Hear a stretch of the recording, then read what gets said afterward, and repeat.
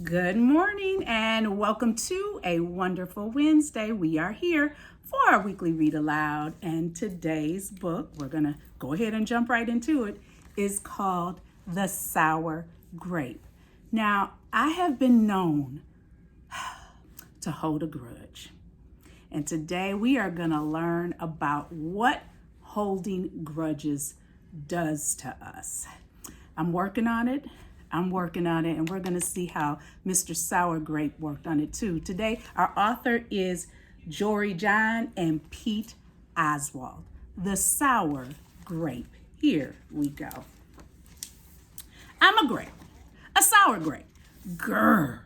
If somebody upsets me, I'll remember it. If somebody wrongs me, I won't forget it. If somebody insults me, I'll never ignore it. Nope.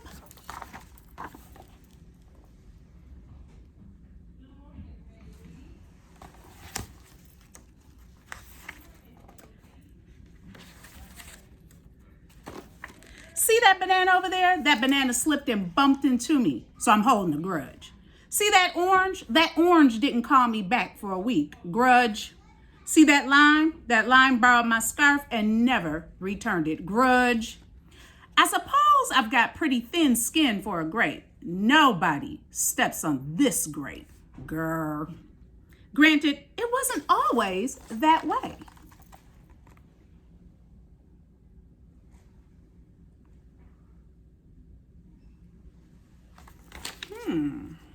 Let's see how it all started. I grew up in a close-knit bunch. There were about 3,000 of us in our little community. We were sweet to each other. You look nice today. So do you. No, you do. We all lived on a vine. Sure, it was a bit claustrophobic, especially when we were trying to get ready in the morning.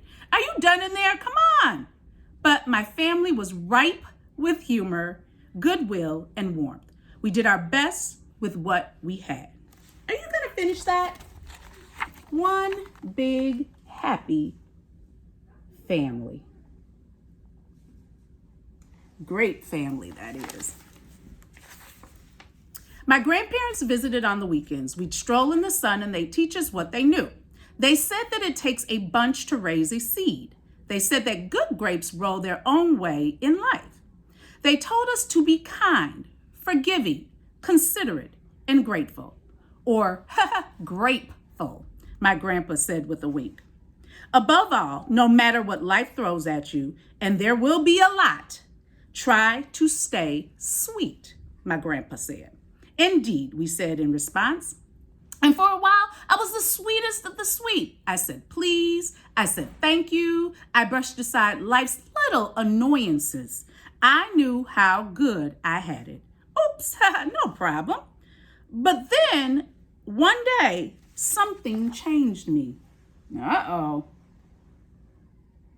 I'm starting to relate.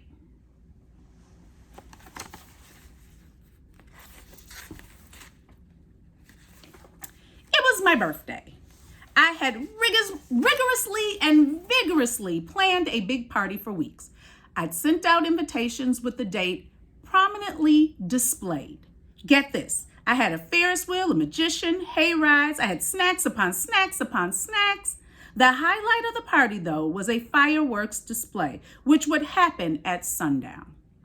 I stood out front and waited for folks to arrive. I had a gigantic smile on my face. I waited. Everybody was a little late. It seemed no big deal, no big whoop. So I waited. A tumbleweed rolled by. A coyote howled in the distance. The sun sank behind the hills. Sigh, and I waited.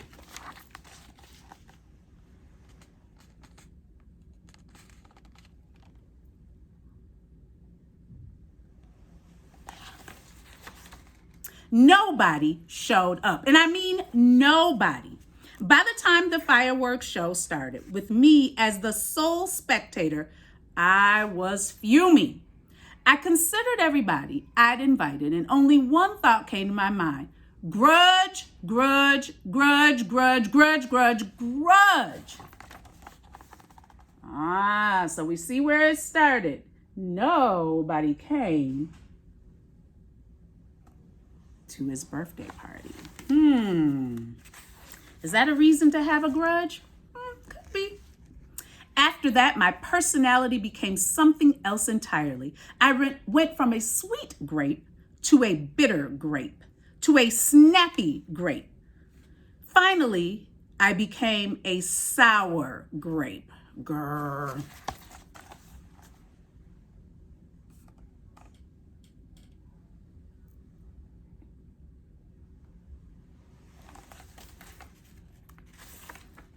I started holding minor grudges that eventually became major grudges. I scowled so much that my face got all squishy. I took my grumpiness out on others. And that's just how it's been, day after day, week after week, month after month, grudge after grudge. But something happened recently that changed my thinking.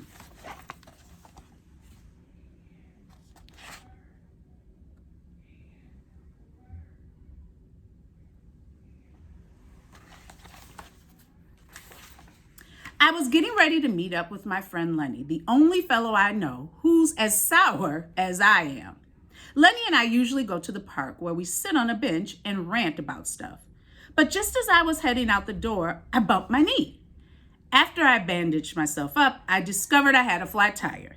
Then I missed the bus, and the next bus was late.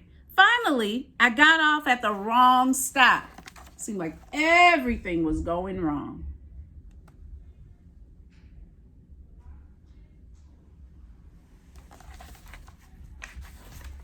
By the time I arrived at the park, it was getting dark. Lenny was fuming and furious with a frown and a scowled up forehead. His face looked all squishy.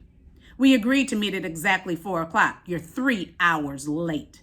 I tried to explain I was so tardy, but Lenny wouldn't listen.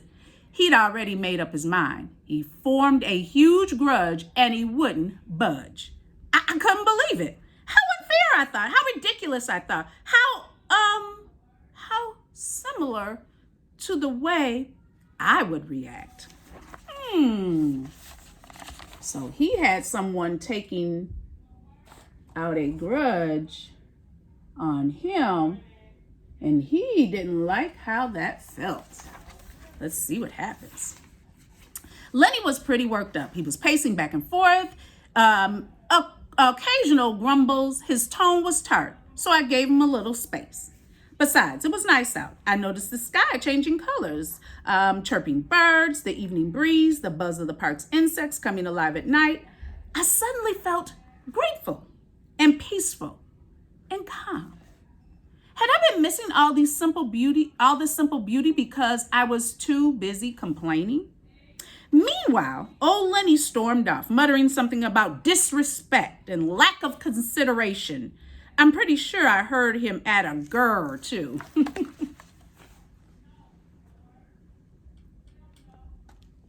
Nobody likes to feel disrespected. So I get it. I walked home. I pulled a dusty box out from under my bed. There were old family photos inside. I spotted myself in one of the pictures. I was so sweet. I knew that little grape from the photo was still a big part of me deep down. It would just take some work to get back there again.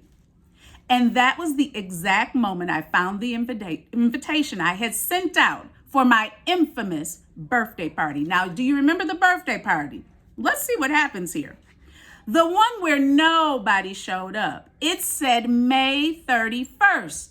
But wait a minute here. My birthday was on May 21st. Alas, I told everyone to come on the wrong day. Gulp. It was all my fault. I realized nobody's perfect, not even me. So all that time, it was him who caused nobody to come to his party. After that day, I started noticing other things too, like how remaining sour all the time is so draining. I'd wasted so much energy holding grudges when I could have easily cleared the air if I felt hurt. And yes, I still get upset from time to time, but that's okay because now I talk and I listen and I work things out instead of just walking away. Ooh. This is a whole lesson right here.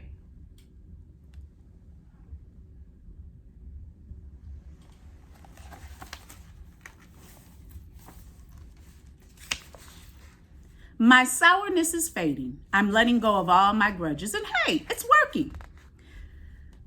I'm just glad you're okay. Ah, thanks. That scarf looks great on you. Why don't you keep it? Really? You're the best. Aren't you glad we got to catch up? I'm so grateful that we did. So it's going back and making friends with some of those people he held grudges with.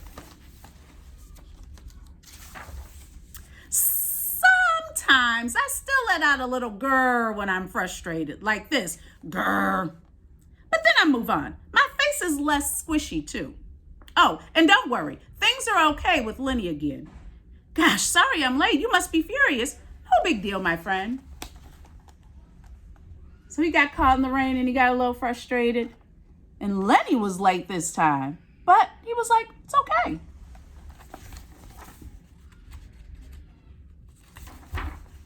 You know what?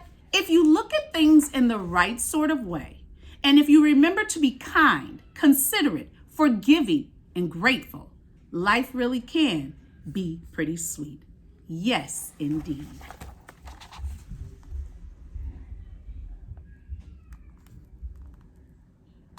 The end. The Sour Grape. What a wonderful story with a great message. And I admit, I am a work in progress, but I do see the brighter side of things more often. I do hope you learned a lesson from this book, and I do hope you enjoyed it. Justus.